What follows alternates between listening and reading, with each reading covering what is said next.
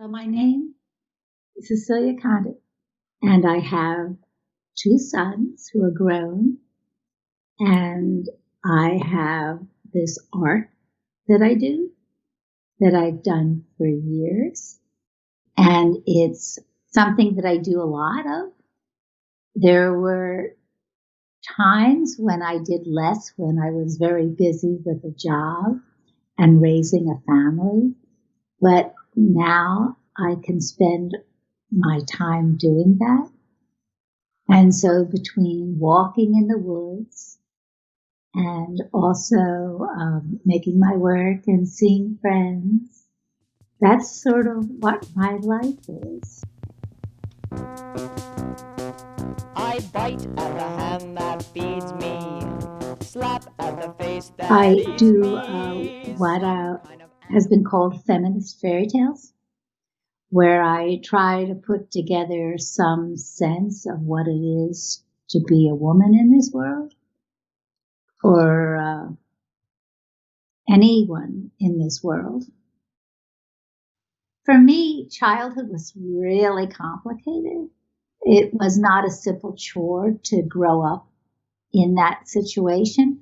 And so I felt right away that I had something to say, that I had to say.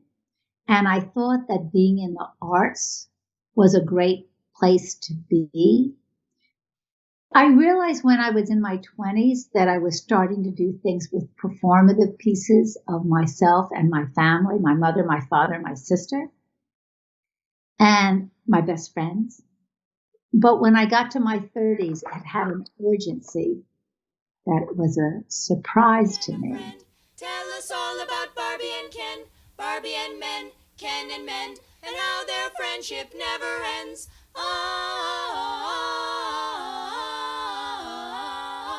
First you're dead, you're back to life. I knew that I had a lot to say, and I knew that it had to do with being a woman, or hardly more than a girl. I didn't want the baggage of male history in the arts. I found that suffocating. And so I didn't want to go into film. But video was fresh. And I felt that as soon as a camera could be put in my pocketbook, it was a feminist revolution for me. Summertime and girls and boys, their bodies new like store-bought toys. It doesn't matter what you're told, it's never you who will grow old.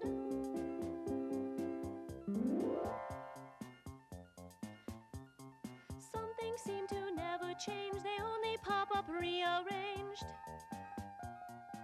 When I started out doing Beneath the Skin and possibly in Michigan and Not a Jealous Bone, it felt like I could just jump in with both feet because I wasn't talking about women then. I was talking about me and my friends. But I have always had very smart friends, and that has made making art much easier. So Jill Sands is the gal who plays Sharon with the long dark hair. And she was someone who I saw, and I asked her right away, would you be in a video? And she said right away, okay. And so that started this lifelong relationship that she and I have. First with her before in front of the camera. After I did this one video, Within a Stone's Throw, she has been a major editor for me. And so it's been a good relationship. I mean, she's behind the scenes now, but she's still there. And now when I make art, I still have to work it out of my own life or my friends' lives. I can't just think feminist. Though it's getting harder all the time to not think feminist because the world is at such a point when there's so many things going on at the same time.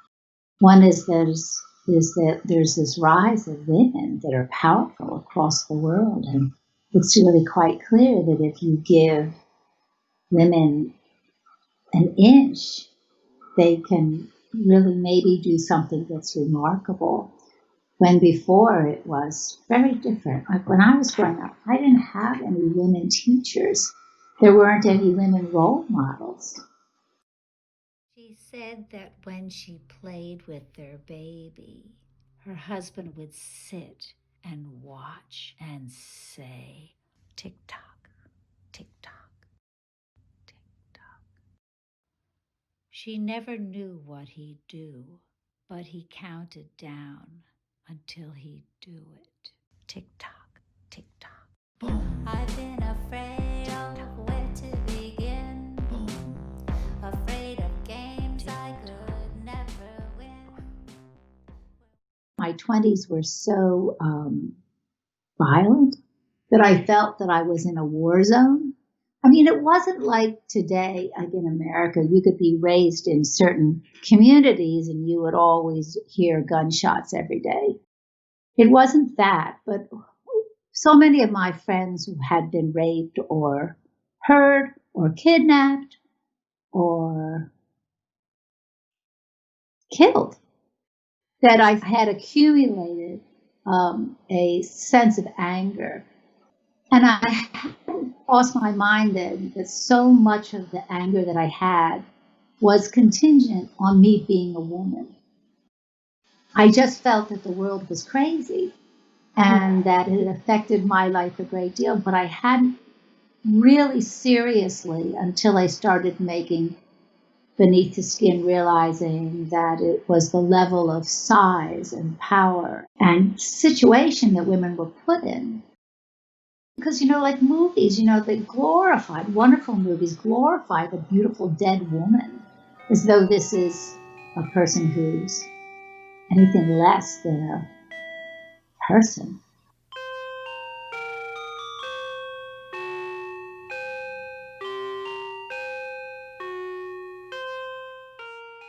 I did Beneath the Skin because I was so angry at this murder that happened to my life, right? And it was really bad. Murder's bad. But when I thought by making Beneath the Skin that murder would go behind me and that I would get rid of it, because I at that point realized that I was a little crazy and that it could be cathartic for me. And I thought it would be. And instead what happened was I felt, wow, that was sort of interesting to tell that story. And now I have to really get it off my chest in a different way. Like he didn't go out. He had all his food sent up. He shaved his head and his beard. But people didn't know this because he never went out. Nobody saw him upset, but he was upset. He was very upset. And we would talk for the longest time about what would make a person disappear. And I kept saying, well... When I did Possibly in Michigan, I knew it was, for me, a revenge piece. It wasn't until years later, actually, that I realized that it was me talking about the boogeymen in my life and how they shapeshift and they go from a pig or a chicken, or I don't know if I put the chicken mask in there, the wolf, or the ass, the donkey. I realized that I would always have boogeymen, and that even though you could kill them, eat them, there was always someone at the table who could be a boogeyman, and they could still hurt you. And that was what possibly let me know, like both Sharon and Janice couldn't see Arthur out the window. He was still there, but they couldn't tell who he was yet because he changed forms. And that was what I realized I was saying in that piece. I was complicated in that piece, though, which is one of the reasons why I think it gets so much attention. How do I meet the strangest men? They always seem to find me. Remember that time way back when I kissed a guy who ate his women friends? I did finish a piece just this year called I've Been Afraid, about women who've been abused. And I had been interviewing a lot of women, and I put it into a song to, in a sense, make it like an encyclopedia of like how women get abused and then how they stay in relationships.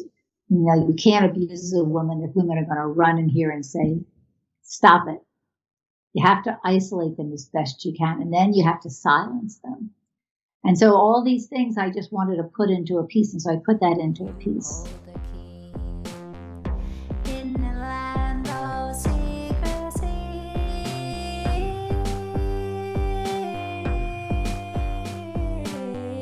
afraid you'd pull out your little toy gun and laugh and think it's lots of fun. I guess it would be some as political as I've ever gotten in We Were Hardly More Than Children, which I did 2 years ago. And that was a piece about an illegal abortion. And so that was something that was as political as I've ever done, because in the story that I tell, this woman could have been killed 4 different times by 4 different people. And it was just one night. That's how politicized it was. I don't remember back then. that. It makes me so sad.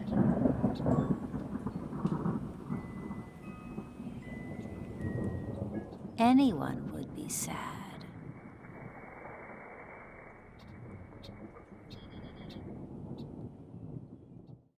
But I also have a piece I like called Pulling Up Roots, which is something that I just like.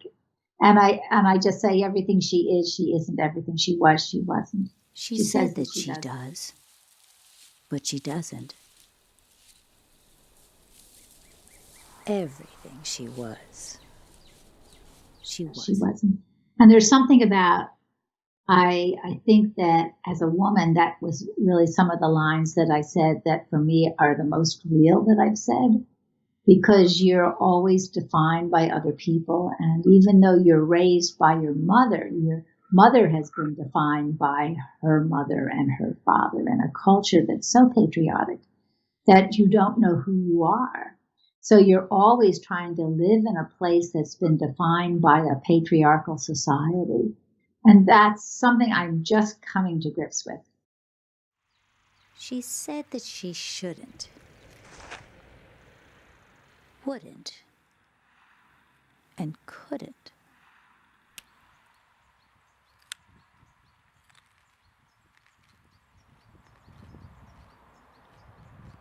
But that doesn't mean that she won't.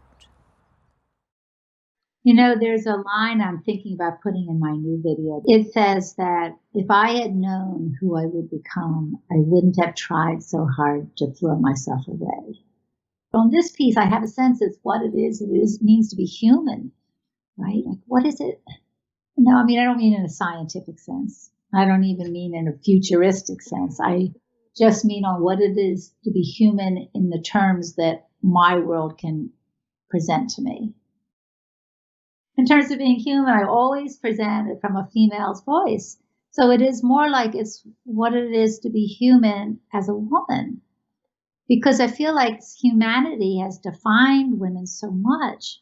But I think in terms of how one thinks of oneself and defines one's world and, you know, what you choose in life too, like very simplest things.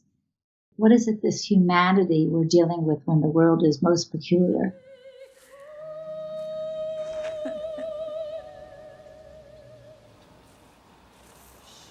If you can figure out the difference between your voice and a voice that society expects you to speak, then it's a big step. Be brave and have friends and believe in each other. Try to define yourself as opposed to be defined by others.